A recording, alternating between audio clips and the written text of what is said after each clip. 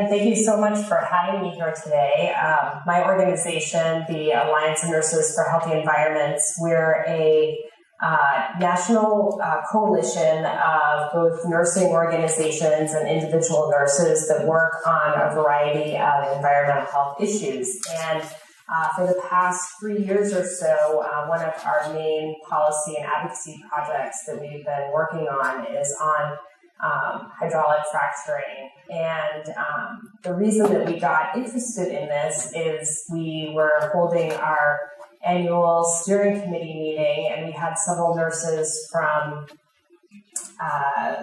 Pennsylvania and other states where fracking was really taking off, and they were like, that we're seeing these issues, there's some health problems, and nobody is really taking a lead at part of the health community. Some of the environmental groups are really getting involved, but we're not really hearing that nursing or physician voice around this issue. And so we felt that it was really important for us to look into the issue and figure out what was going on and see if we could add that nursing voice into that advocacy mix around fracking.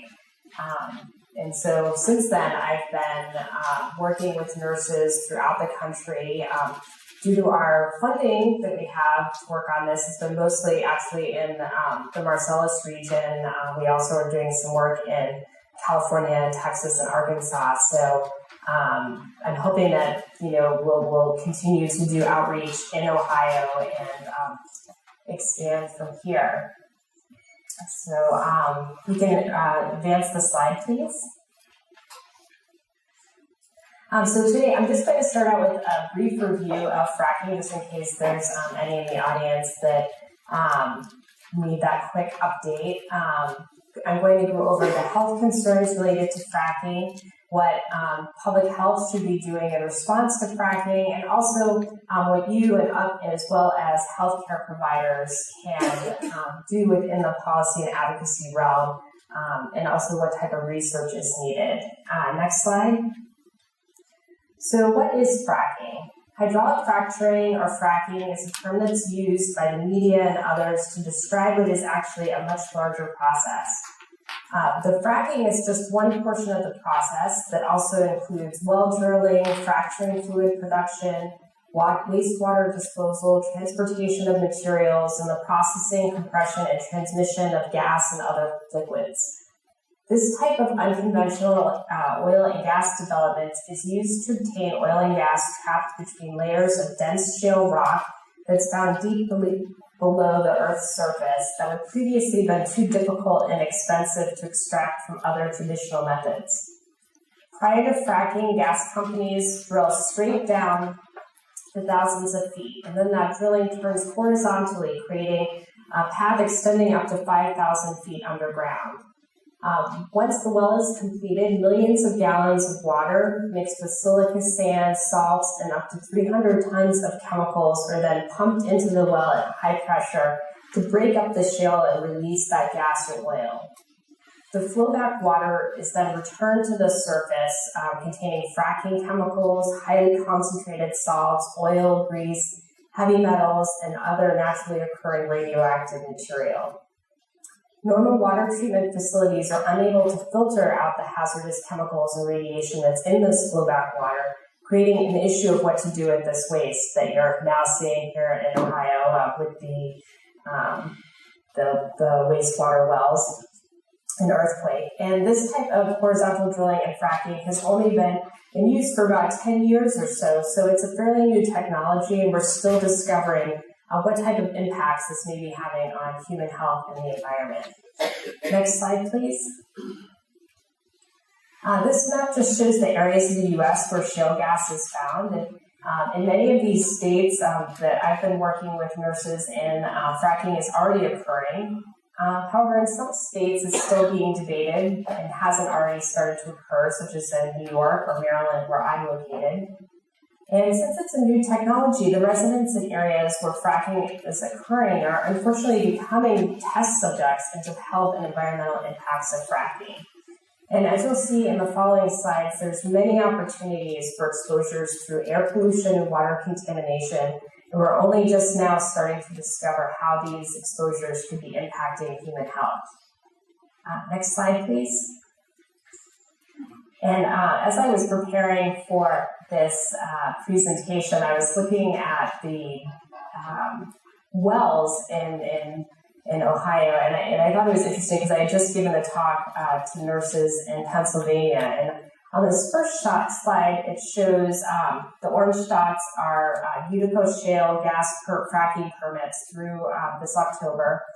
The blue dots are Marcellus Shale permits. The black dots are Class 2 injection wells, and green dots are related earthquakes. And then if you go to the next slide, this is a graphic showing wells in Pennsylvania. And what I thought was interesting, where you're located, you're kind of smack in the middle of both the Pennsylvania and the Ohio wells. And what I think is a challenge in public health is that with the fracking regulations, we've been really seeing the states are having to take a lead in these regulations. So we don't really have that federal oversight. So you're going to have state Department of Health or county departments of health. And if you're somebody living in Ohio, but you're being impacted by wells that are being drilled in Pennsylvania, I think it can be a real challenge for both public health providers as well as those being impacted to both figure out what's going on, whether, what chemicals they might need to be looking at, what the sources of exposure could be, but then also holding the drillers accountable if it comes down to that, if they're in a different state. So I think that this could be an issue that we start seeing down the road. Next slide, please. When fracking and drilling comes into an area, in many parts of the country, it's coming into these beautiful rural areas, and you're getting these, what are really industrial sites, placed potentially next to, as you can see in this photo, somebody's home. And as you can see, they create these large flat staging areas. And beside the drilling rig there, you can see they have equipment to handle water and chemicals that are used in the process. You're going to have trucks coming in and out. The water, chemicals, and sand are all being moved around on the site. And trucking in water and chemicals and then trucking out that flow back, you get diesel exhaust, you get a heavy amount of truck traffic. And I think it's important to note that, especially during the time when the well is being drilled and fracked, it's a 24-hour operation. You're going to get noise and lights that are not unexpected with an industrial facility.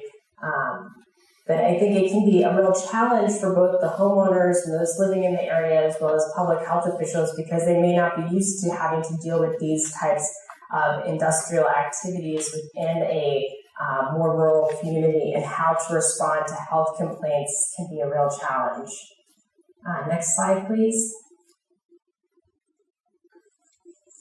And this is a photo I took of a compressor station in rural Arkansas. And these compressor stations are needed to push the natural gas through the pipelines to get to processing facilities and power plants. And they're very noisy. When right down the street from here is on a dirt road, just a few hundred feet away was a farm. There are farm animals right near where this compressor station was.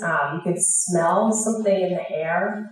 None of the workers that were at this compressor station were wearing any type of protective gear. And all of us in our group, there were probably about 25 of us, started to feel sick, kind of fuzzy-headed, nauseous, headaches. And so one of my concerns is what's happening to the people that are living next to these compressor stations and drilling sites.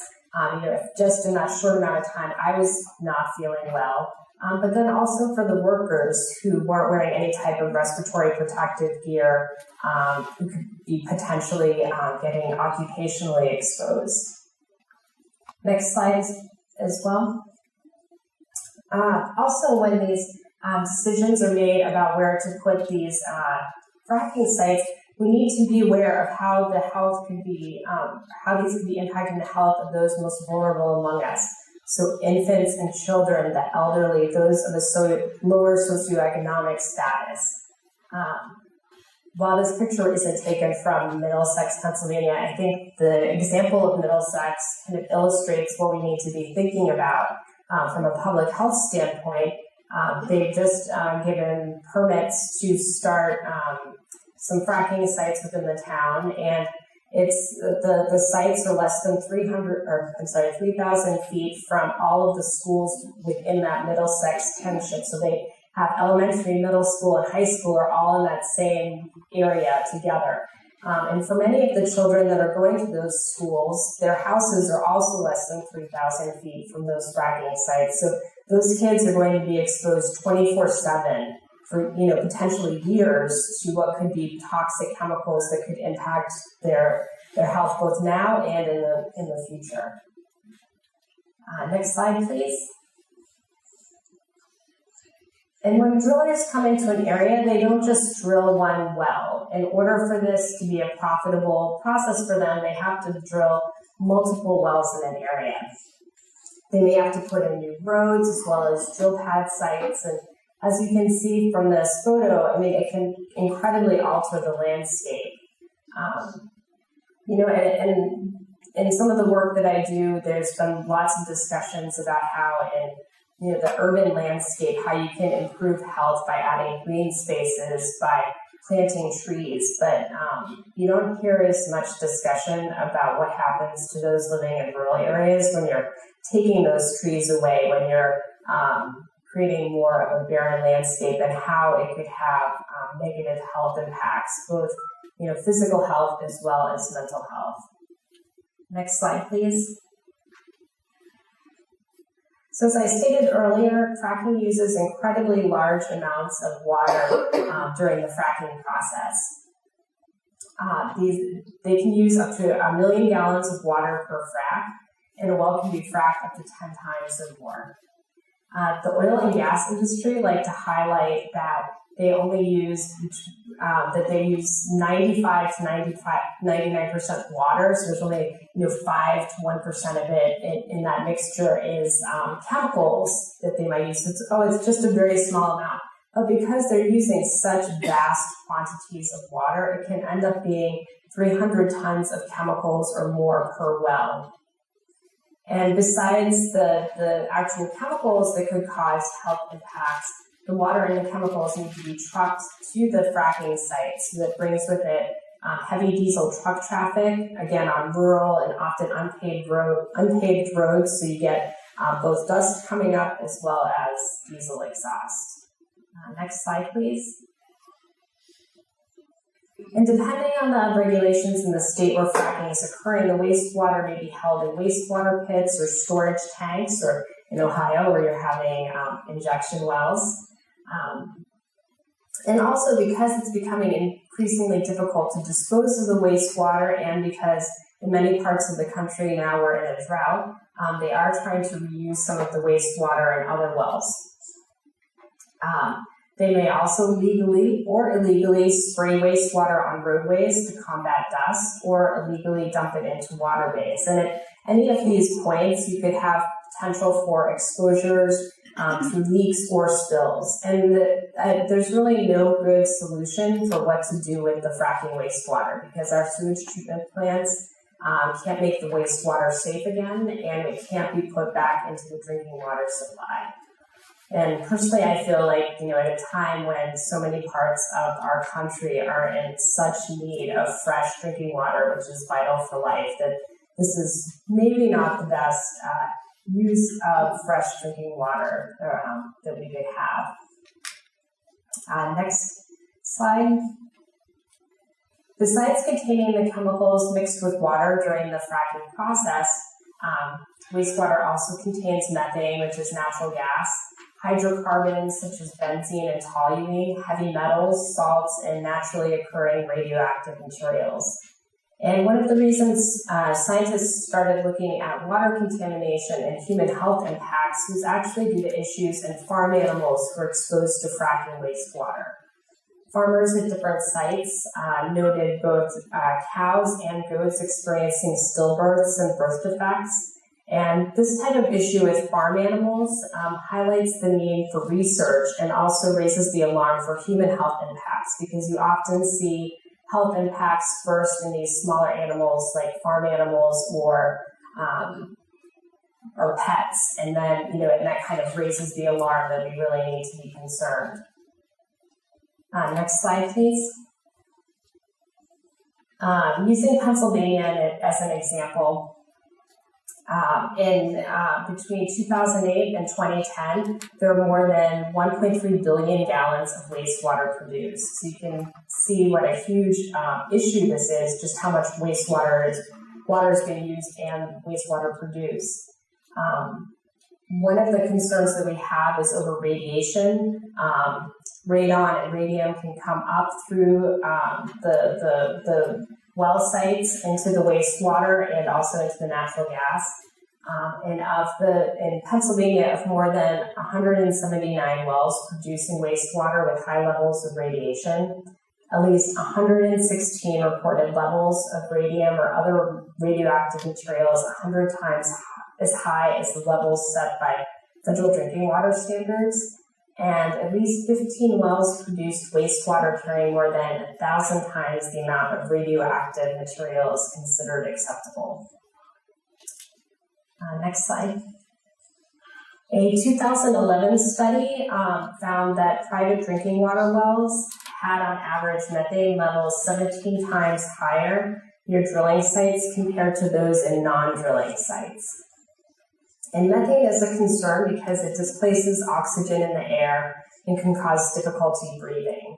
And if levels of methane get high enough, it also raises concerns for explosions. Methane is also released throughout the fracking process. You may see it as flaring of natural gas at the well site. It can sound like a jet engine. And for people living near these sites where they're doing flaring, the light and noise pollution can cause physical symptoms, increased stress, sleeplessness, headaches, and over long term, this lack of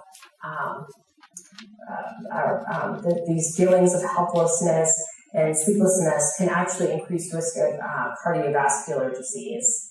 Another issue is that these releases of methane gas actually negate the global warming benefits of using natural gas for energy production.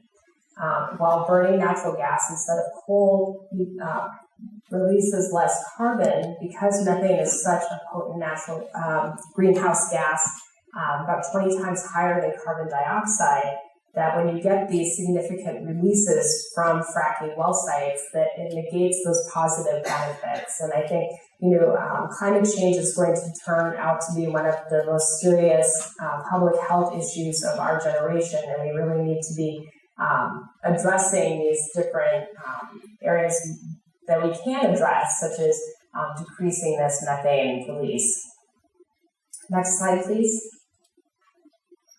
BTEX, which is benzene, toluene, ethylbenzene, and xylenes. This group of chemicals is commonly found in the gas extraction process. They're volatile organic compounds. And each of these has been linked to a host of health effects.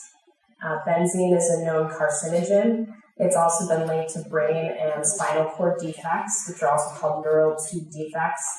Toluene can cause miscarriages and has been linked to placenta previa, where the placenta attaches lower in the uterus than it normally should and can cause pregnancy issues. And toluene may cause developmental delays in children and behavioral problems. Next slide, please. And as you can see, there are hundreds of chemicals used in these different fracking solutions that they use during the process. So researchers have found over 350 different chemicals in over 900 different products, and of these, 75% cause skin, eye, respiratory, and digestive problems.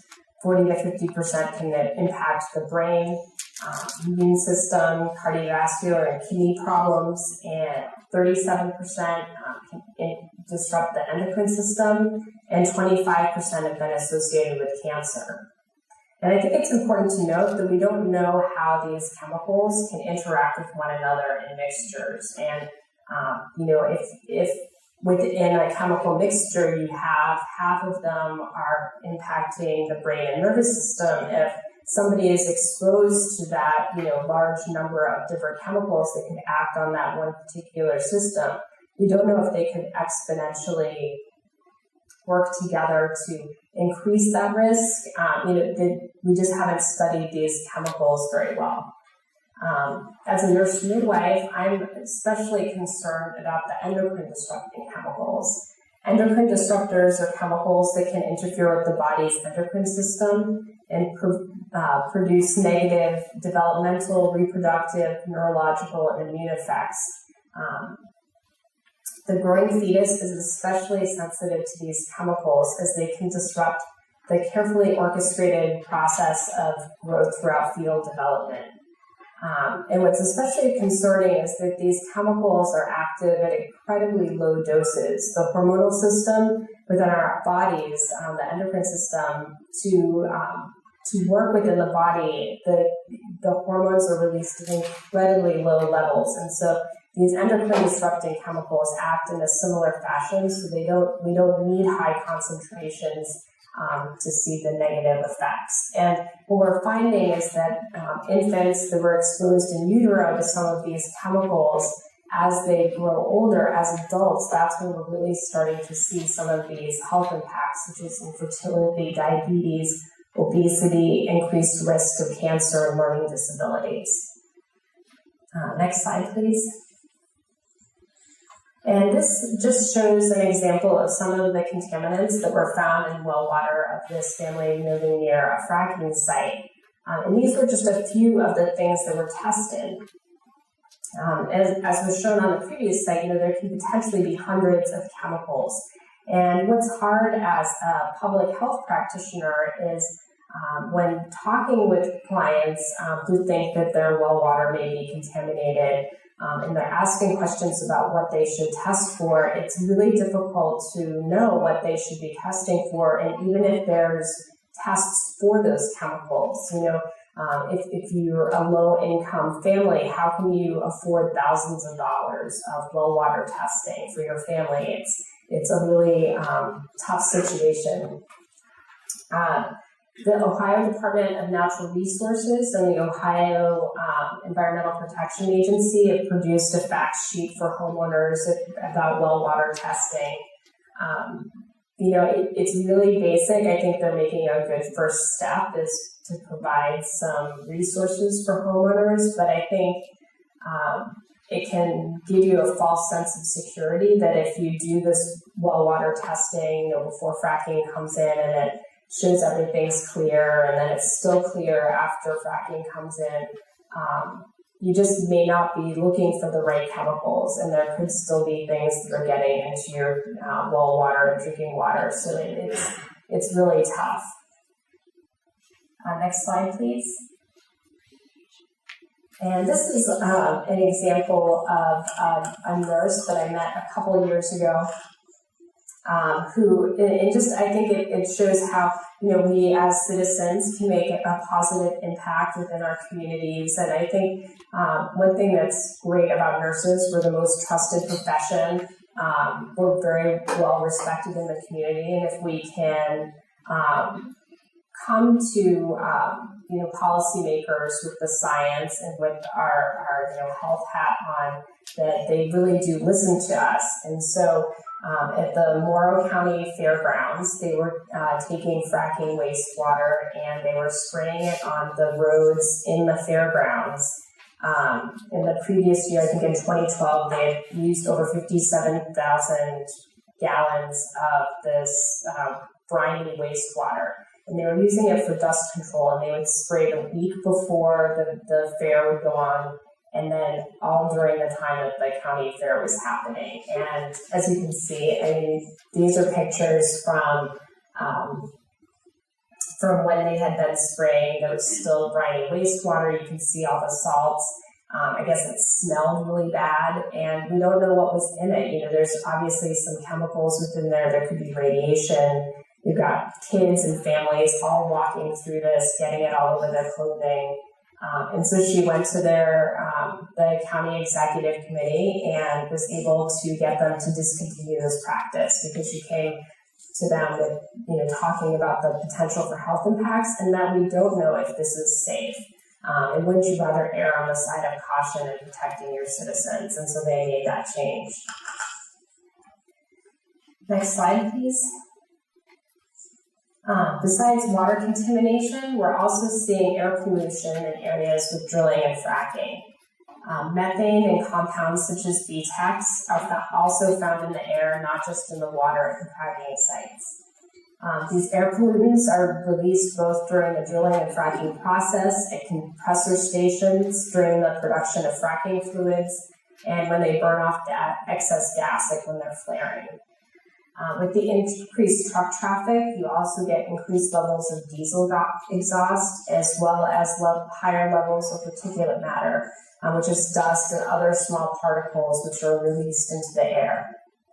When BTEX and other volatile organic compounds mix with nitrogen oxide, which is also found at fracking sites, they mix together to make ground level ozone. And this ozone is different from what you find high up in the atmosphere. We don't like ground level ozone. It's not good for health.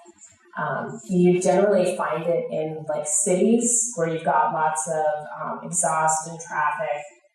But we now have rural areas in the country where there's lots of fracking going on that have poorer air quality than Los Angeles. And that's because of this making the ground level ozone. And just to give you an example of how devastating ozone can be to the human body, just one molecule of ozone can get deep into the lung tissue, the alveolar tissue, and cause damage, causing it to age prematurely. And when I was working full-time as a midwife, my patients were mostly kind of an urban inner city clientele, and during the summer, we have a lot of poor air quality days where the ozone levels are high. So I explained to them, trying to limit outdoor activities. And the reason why is, when you breathe in the ozone, it's almost like getting a sunburn on your lungs. It acts in a similar way to, damaging your skin if you've been in the sun too long.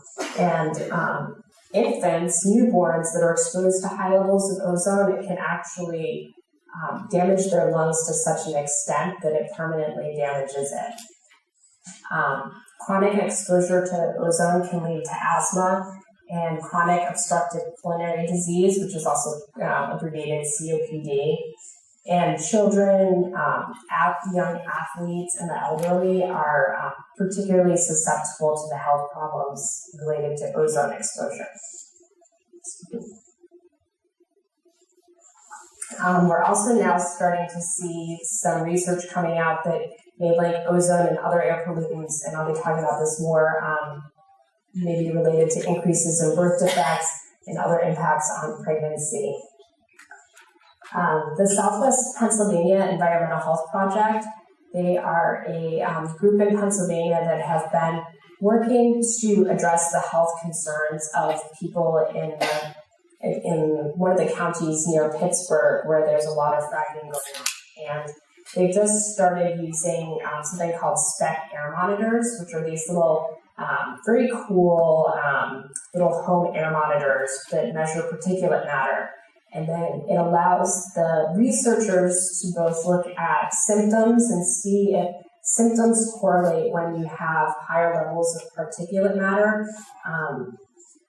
And it also allows the people in the home to adjust their lifestyle depending on what particulate matter levels they're seeing in the home. So, if the levels are spiking, they may say, close your windows. And if it's really high levels of particulate matter, they might even say to leave the house and go stay with friends or relatives. And, this is really concerning. We're saying that these people have to completely change the way that they're living and even leave their homes because of a company doing these things near their homes, instead of saying, no, this company needs to be changing their practices so you're not exposing your next door neighbors. I think it's something that we really need to be looking at, both from a regulatory standpoint and legislative standpoint, instead of saying that people need to be leaving their homes to get away from potentially harmful exposures. Next slide. I'm really interested in pregnancy impacts, being a nurse midwife, and pregnancy can be a time of really great excitement and joy for the expectant parents and for their family members. But environmental contaminants really have been shown to mean a lot during pregnancy. And the reason why is that we used to believe that the placenta could filter out whatever the mother was exposed to, but we now know that this is not the case. These environmental contaminants, if the mother's breathing it in, ingesting it, depending on the type of contaminant, it can easily get into that growing fetus. And there's just an amazing orchestration of cell signaling and changes that happen during pregnancy that these chemicals can have these really subtle but potentially huge impacts on these growing fetuses.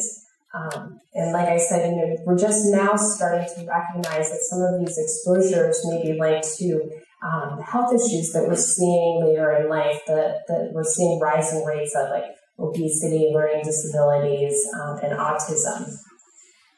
Next slide, please. And so, unfortunately, some of this early research that we now have on health impacts from fracking actually shows that pregnancy is one of the areas that we're really seeing these effects.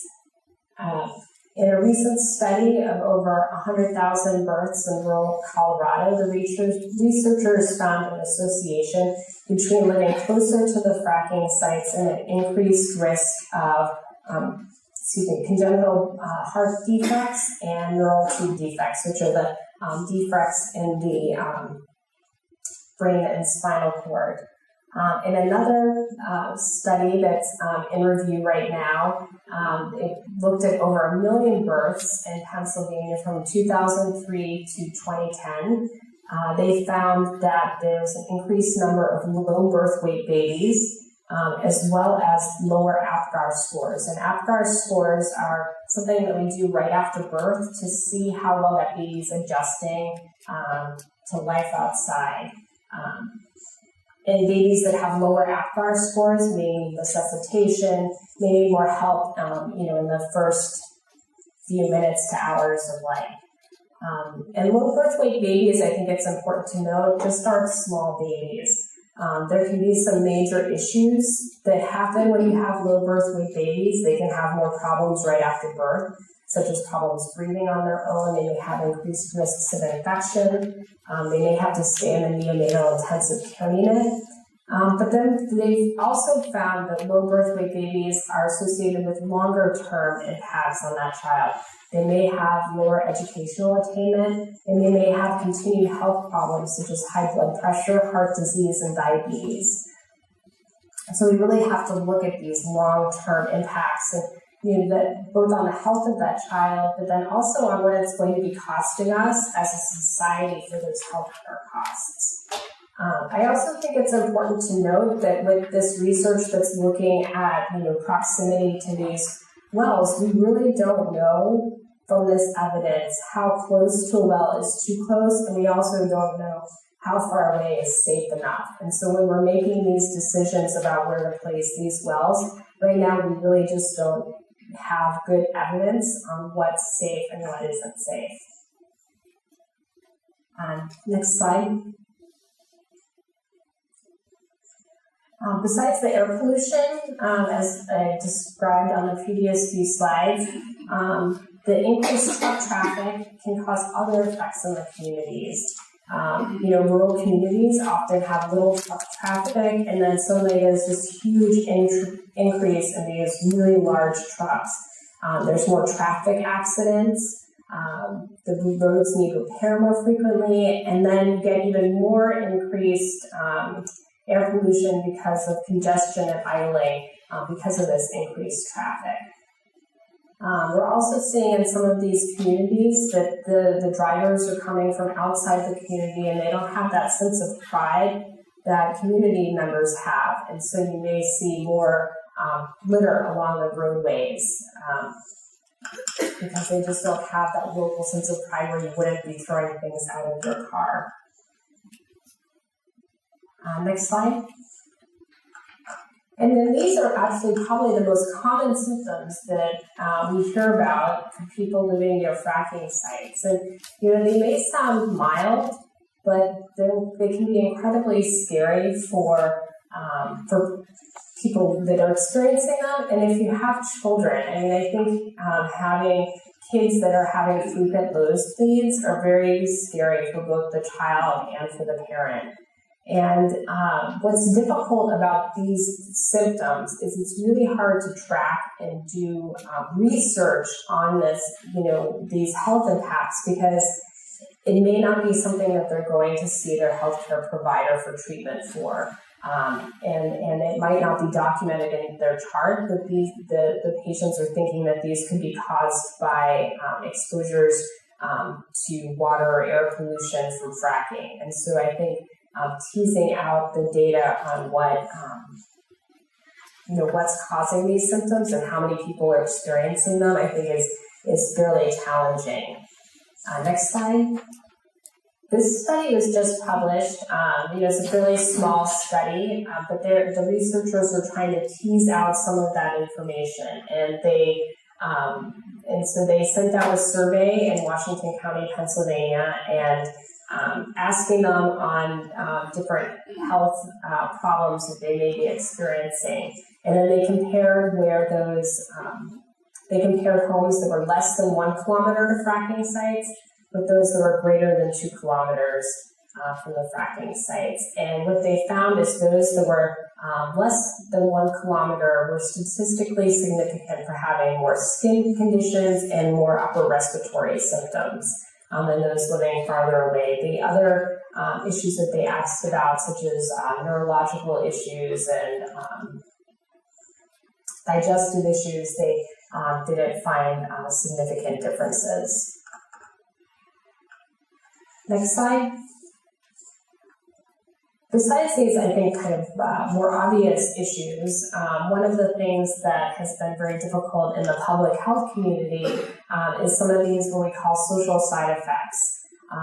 In many areas, you have a large influx of young, mostly male workforce that's coming into these rural areas, and they've got nothing to do. So, fortunately, what we end up seeing is increases in drinking or drugs while driving arrests. We're also seeing increased rates of sexually transmitted diseases such as chlamydia and gonorrhea. Increased use of social and health services. STD treatments might be going on at the public health department. There may be issues with housing. Elderly may be priced out. Lower income residents who may have lived in this area their whole lives are now having problems making ends meet. I think one area that we're just now starting to get information on, and there should be a study published within the next couple months from researchers at University of Pennsylvania. They looked at 2 Pennsylvania counties where fracking's been occurring, and they compared it. They had just a perfect control county, which was right next door, had very similar demographics, but did not have fracking in it. And they found that there was increased healthcare utilization, both hospital ER visits as well as hospitalizations. And actually, throughout the U.S. overall, we've had decreases in those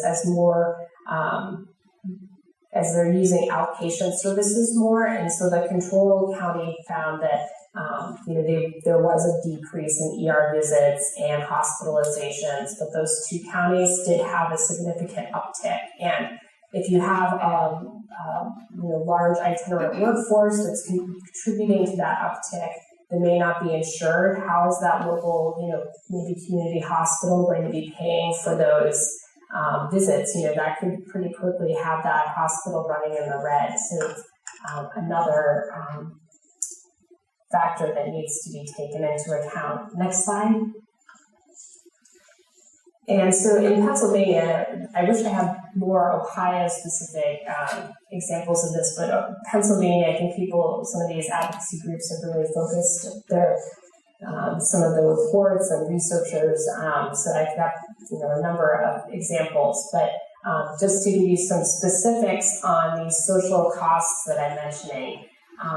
In Pennsylvania, heavy truck crashes rose 7.2% in heavily fracked rural Pennsylvania, where in all the unfracked areas of Pennsylvania, it actually went down by 12.5%. Disorderly conduct arrests increased by over 17% compared to 12% in the unfracked areas. And in the areas with heavy fracking, gonorrhea and chlamydia cases went up by 62%. So definitely some issues. Next slide. Besides resident exposures, I think kind of one of the silent health issues that you don't hear quite as much about is the workers that are being exposed to these things. For example, silica. Silica frac sand is used during the fracking process to keep the cracks open. Once they do the fracking with the water, and the cracks open up to get the gas and oil out, the frac sand keeps that open. Last year, the National Institute for Occupational Safety and Health, or NIOSH, they said that worker exposure to silica exceeded relevant occupational health criteria, and that the magnitude of these exposures in some cases went 10 times or more over the NIOSH limits. And silicosis, lung cancer, COPD, these are all things that are associated with exposures to silica. Also, working on a fracking site is incredibly dangerous. The fatality rate for those working in the gas and oil industry more than doubled since 2009, and it has a fatality rate 8 times higher than the all-industry average in the U.S. I've been to a number of fracking sites, and many of them, the workers are not wearing protective gear. They're not wearing respirators. They may not have proper safety training. And last year, I was staying at a hotel where there were a lot of fracking workers, and they were coming into the hotel still wearing their overalls, and you could smell the fracking chemicals on them. So they're getting it in their trucks. If their kids are going in their trucks, they're getting those chemicals into the hotel room. Just training on that type of ways to reduce exposure, I think, is really critical. Because, a lot of these are younger guys. They may not see some of these issues for a number of years, especially if it's cancers. And I think a good example of this is with asbestos. We have people that have lung cancer because of asbestos caused by their dads wearing clothes into the house that was covered in asbestos and giving them a hug when they came into the house. And I think, there's the potential for something similar to that to happen here with occupational exposures that are transferred into the house. Next slide. We also need to be thinking about first responders. In this example, Kathy Bear, she was an emergency room nurse in Colorado. And the night that she was, or day that she was working, a worker on a frac site came in. There had been an accident, and he was covered in fracking chemicals, didn't know what he was covered in. And the ER did everything right. They quickly got the rest of the personnel and other patients away from the fracking worker, quickly got on protective gear, but she was without protective gear for about 10 minutes. And within several days, she had major organ failure and she almost died. And because of the way that the rules are written in Colorado, the only one that knows what chemicals she was exposed to is her physician. She doesn't know what she was exposed to, and he can't tell anyone what she was exposed to. He had to sign a non-disclosure agreement with the fracking company, and actually had a very hard time getting a listing of what chemicals she was exposed to or was in that mixture.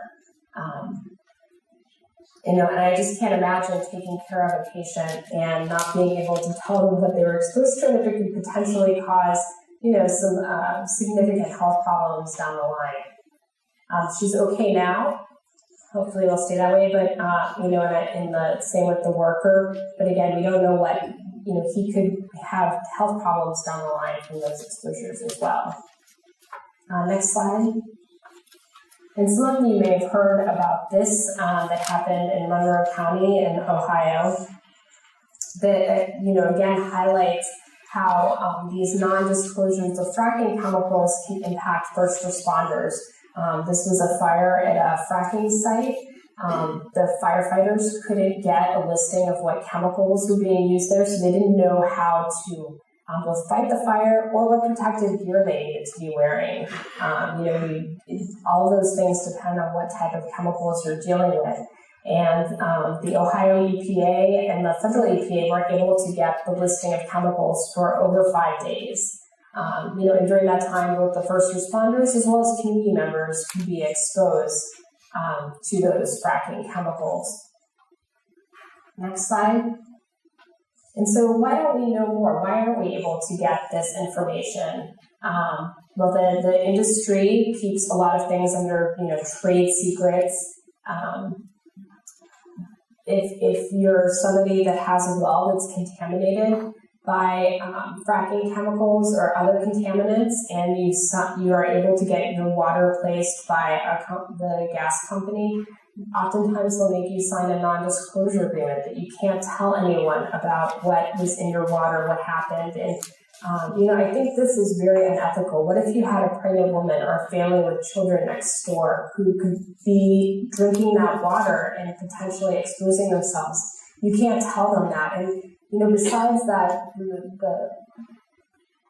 the ethical issue, I think it also impacts the social fabric of these towns. A lot of these rural communities, I think, it's what you always see in these commercials of, what makes America great is this, small town togetherness. And when you're not able to help your neighbor, that you could be, they could be potentially exposed to, such toxic chemicals, and not being able to tell them, I think just rips that social fabric apart. And also the research is really new. We're just now starting to get research coming out. If you look at all the research that's been published over the past 10 years on fracking and this process in health, over 50% of those studies have come out in the last 18 months. So we're just now really starting to get peer-reviewed science around the health impacts. Next slide. Here in Maryland, where I live, I thought this was an excellent example of, if we do look at the science, what does it mean? So in Maryland, we have a moratorium right now, and the state of Maryland commissioned the environmental health scientists at the University of Maryland to perform a health study around fracking, and they found in 7 out of 8 of the topic areas, just on what we know now, that if fracking does come to Maryland, that there's a moderately high or high likelihood of negative health impacts from fracking. So even with that little information that we do have, it's showing that it's really hard to keep from having negative health impacts. Next slide. And my organization, along with Physicians for Social Responsibility and Penn Environment, and this is just, again, showing why it's so hard to get information, both as a public health professional or researcher, as a citizen. In Pennsylvania, the Pennsylvania Department of Health has been ordered not to respond to citizen health complaints. related to fracking, and there were actually buzzwords that they were given. If those buzzwords came in the message, if they weren't to respond to them, and so we helped give that health voice.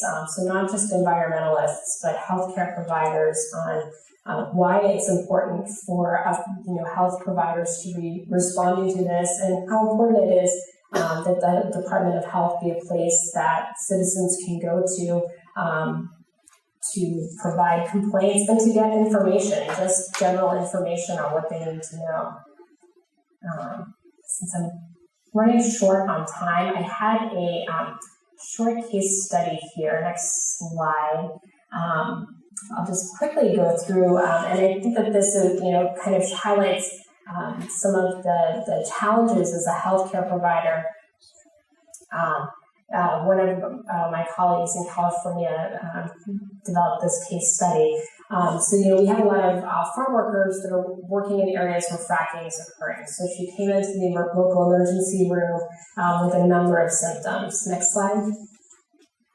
And they found that she did have quite a number of issues. They kept her in the ER, quickly treated her, but she doesn't have a primary care provider. There's nobody else for her to turn to. And then she returns to the emergency room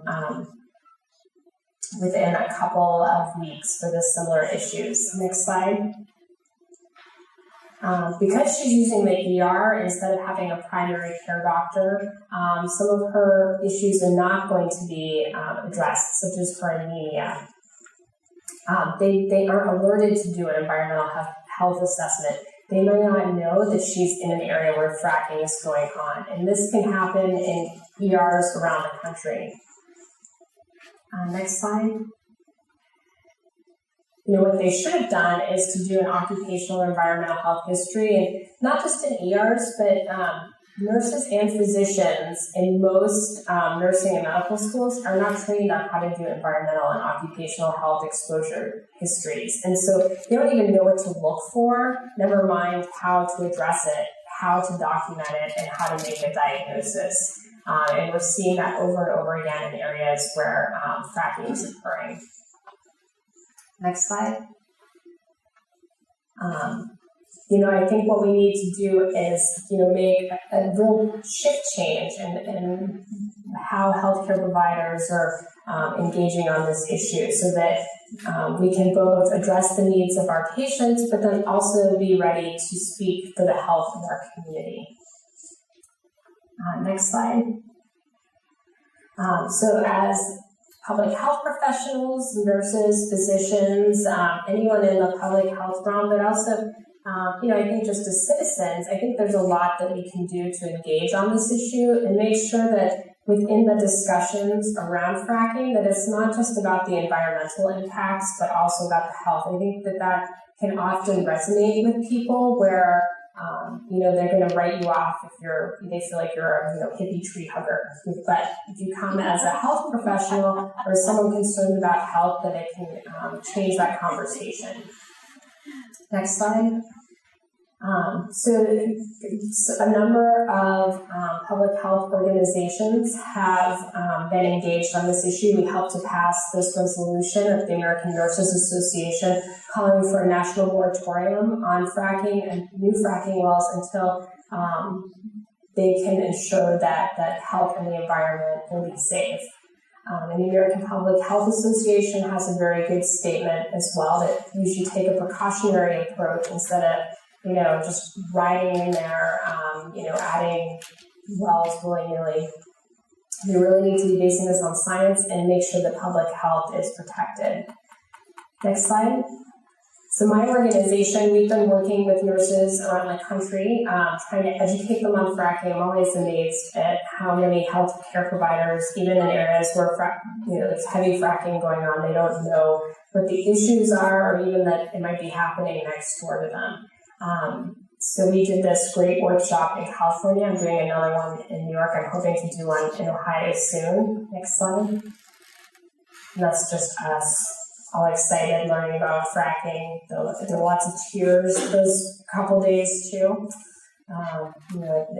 But it was empowering. Some of the things that we've been telling the nurses that we work with on ways to engage their patients. Next slide.